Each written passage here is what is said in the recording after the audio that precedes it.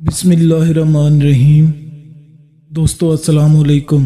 YouTube channel عبداللہ brothers پر خوش آمدید۔ دوستو اگر آپ چینل پر نئے ہیں اور آپ نے چینل کو سبسکرائب نہیں کیا تو اسے سبسکرائب کر لیں اور ساتھ موجود بیل کے آئیکن کو دبا لیں تاکہ ہماری ہر آنے والی نئی ویڈیو آپ تک پہنچتی رہے۔ حضور پاک صلی اللہ تعالی علیہ وآلہ وسلم کے دنیا میں ظہور سے 1000 سال قبل یمن کا بادشاہ طبہ خمیری تھا۔ ایک مرتبہ وہ اپنی سلطنت کے دورے کو نکلا۔ 12,000 عالم حکیم اور 1,32,000 سوار، 1,13,000 پیادہ اپنے ہمراہ لیے ہوئے اس شان سے نکلا کہ جہاں بھی پہنچتا اس کی شان و شوکت اور شاہی دیکھ کر مخلوق خدا چاروں طرف نظارہ کو جمع ہو جاتی۔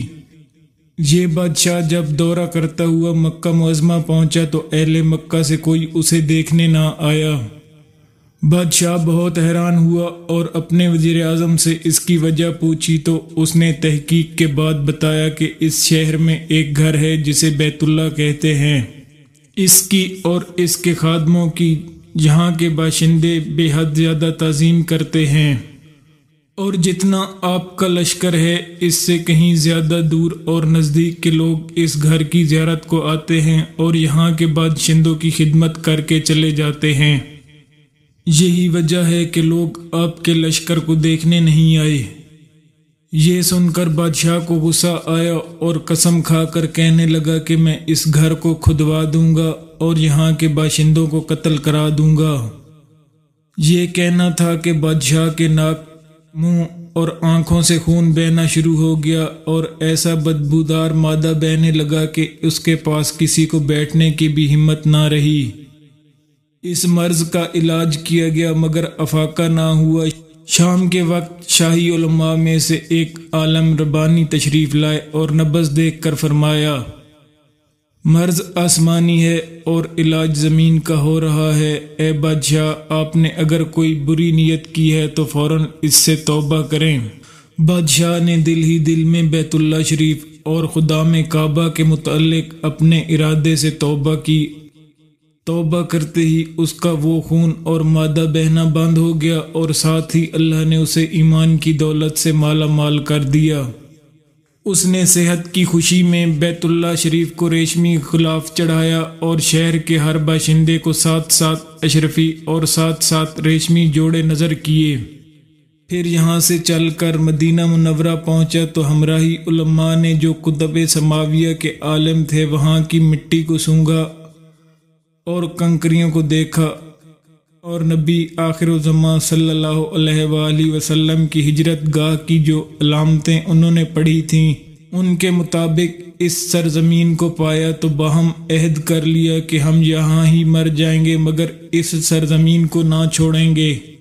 اگر ہماری قسمت نے یاوری کی تو کبھی نہ کبھی جب نبی آخر الزماں صلی اللہ علیہ وآلہ وسلم تشریف لائیں گے تو ہمیں بھی زیارت کا شرف حاصل ہو جائے گا، ورنہ ہماری قبروں پر تو ضرور کبھی نہ کبھی ان کی جوتیوں کی خاک اڑ کر پڑ جائے گی جو ہماری نجات کے لیے کافی ہے۔ یہ سن کر طبہ خمیری نے ان عالموں کے واسطے 400 مکان بنوائے اور اس بڑے عالم ربانی کے مکان کے پاس حضور صلی اللہ تعالی علیہ وآلہ وسلم کی خاطر ایک 2 منزلہ عمدہ مکان تعمیر کروایا اور وصیت کر دی کہ جب آپ صلی اللہ تعالی علیہ وآلہ وسلم تشریف لائیں تو یہ مکان آپ کی آرام گاہ ہو، اور ان 400 علماء کی کافی مالی امداد بھی کی اور کہا کہ تم ہمیشہ یہیں رہو، اور پھر اس بڑے عالم ربانی کو ایک خط لکھ دیا اور کہا میرا یہ خط اس نبی آخر الزماں صلی اللہ علیہ وآلہ وسلم کی خدمت اقدس میں پیش کر دینا، اور اگر زندگی بھر تمہیں حضور پاک کی زیارت کا موقع نہ ملے تو اپنی اولاد کو وصیت کر دینا کہ نسل بنسل میرا یہ خط محفوظ رکھیں، حتیٰ کہ نبی پاک صلی اللہ تعالی علیہ وآلہ وسلم کی خدمت میں خط پیش کیا جائے۔ یہ کہہ کر بادشاہ ان عالموں کو وہاں چھوڑ کر وہاں سے چل دیا۔ وہ خط نبی پاک صلی اللہ تعالی علیہ وآلہ وسلم کی خدمت اقدس میں 1000 سال بعد پیش ہوا۔ اس خط میں لکھا ہوا تھا، کم ترین مخلوق طب اول خمیری کی طرف سے شفیع المذنبین سید المرسلین محمد رسول اللہ صلی اللہ علیہ وآلہ وسلم۔ اما بعد، اے اللہ کے حبیب، میں آپ پر ایمان لاتا ہوں اور جو کتاب آپ پر نازل ہوگی اس پر بھی ایمان لاتا ہوں، اور میں آپ کے دین پر ہوں۔ پس اگر مجھے آپ کی زیارت کا موقع مل گیا تو بہت اچھا، غنیمت، اور اگر میں آپ کی زیارت نہ کر سکا تو میری شفاعت فرما دینا اور قیامت کے روز مجھے فراموش نہ فرمانا۔ میں آپ کی پہلی امت سے ہوں اور آپ کے ساتھ آپ کی آمد سے پہلے ہی بیعت کرتا ہوں اور گواہی دیتا ہوں کہ اللہ ایک ہے اور آپ اس کے سچے رسول ہیں۔ شاہ یمن کا یہ خط نسل بہ نسل ان 400 علماء کے اندر حرز جان کی حیثیت سے محفوظ چلا آیا، یہاں تک کہ 1000 سال کا عرصہ گزر گیا۔ ان علماء کی اولاد اس کثرت سے بڑی کہ مدینہ کی آبادی میں کئی گنا اضافہ ہو گیا، اور یہ خط دست بدست وصیت کے اس بڑے عالم ربانی کی اولاد میں سے حضرت ابو ایوب انصاری رضی اللہ تعالی عنہ کے پاس جا پہنچا۔ آپ نے وہ خط اپنے غلام خاص ابو لیلہ کی تحویل میں رکھا، اور جب حضور پاک صلی اللہ تعالی علیہ وآلہ وسلم نے مدینہ ہجرت فرمائی اور مدینہ کی الوداعی گھاٹی مسنیات کی گھاٹیوں سے آپ کی اونٹنی نبلدار ہوئی، اور مدینہ کے خوش نصیب لوگ محبوب خدا کا استقبال کرنے کو جوک در جوک آ رہے تھے، اور کوئی اپنے مکانوں کو سجا رہا تھا تو کوئی گلیوں اور سڑکوں کو صاف کر رہا تھا، کوئی دعوت کا انتظام کر رہا تھا، اور سب یہی اصرار کر رہے تھے کہ حضور صلی اللہ تعالی علیہ وآلہ وسلم میرے گھر تشریف لائیں۔ آپ صلی اللہ تعالی علیہ وآلہ وسلم نے فرمایا کہ میری اونٹنی کی نکیل چھوڑ دو، جس گھر میں یہ ٹھہرے گی اور بیٹھ جائے گی وہی میری قیام گاہ ہوگی۔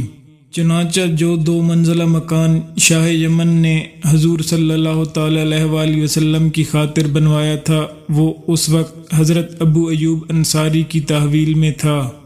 اس میں آپ صلی اللہ تعالی علیہ وآلہ وسلم کی اونٹنی اللہ کے حکم سے جا کر ٹھہر گئی۔ لوگوں نے ابو لیلہ کو بھیجا کہ جاؤ حضور کو شاہ یمن کا خط دے آؤ۔ جب ابو لیلہ حاضر ہوا تو حضور نے اسے دیکھتے ہی فرمایا، تو ابو لیلہ ہے؟ یہ سن کر ابو لیلہ حیران ہو گیا۔ حضور نے فرمایا، میں محمد رسول اللہ ہوں۔ شاہ یمن کا جو خط تمہارے پاس ہے لاؤ، وہ مجھے دے دو۔ چنانچہ ابو لیلہ نے وہ خط دیا۔ حضور پاک نے پڑھ کر فرمایا، طب خمیری کو آفرین اور شاباش ہے۔